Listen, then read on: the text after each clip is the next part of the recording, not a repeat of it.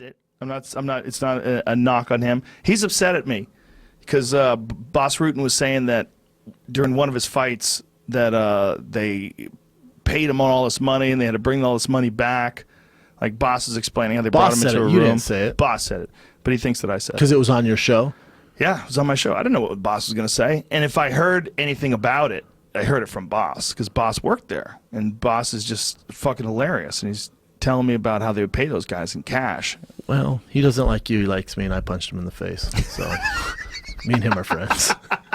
But I just want him to know I'm a big fan. Hell yeah, who's not a fan of Cro Cop? Bad for Cro Cop. I always enjoyed watching him. He's the example that I always use of what happens when you get an explosive striker versus a technical striker in MMA. I think when you get a high-level striker that's used to a certain style of fighting and then they fight in MMA, sometimes that style doesn't translate over. Like, Correct. I don't think Peter Ertz would have done that good as an MMA fighter. I don't think Ernesto Hoost would have done that good because they would have to have changed the way they strike because they're so technical. And it's really fun to watch fight, and they would brawl for sure. Yeah.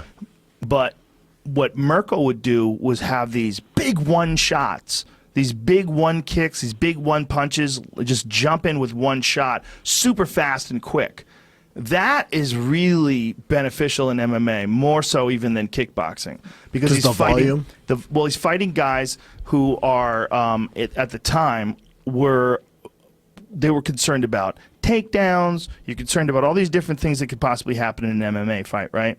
So no one stands the way they stand in kickboxing. When they're standing in kickboxing, they're more sideways, they're more light on their feet, they're moving around because they don't have to worry about being taken down. It's a totally different proposition. It's also a dance and a rhythm. Yeah, so a guy like Hoost, a guy like Hoost would just pick you apart, start leg kicking you, chopping you down. If he's got to think about takedowns, even really great strikers are susceptible to one-pot shots in MMA because there's so many more things you're thinking of. That's why Kevin Randleman cracked Cro Cop and knocked him out in their fight, because he's got to worry about the takedown. Like, if they were just in a kickboxing fight, Kevin Randleman and Cro Cop just in K1. Nightmare for It's Kevin a Randleman. Nightmare for Kevin Randleman. Think about Wonder Boy Woodley.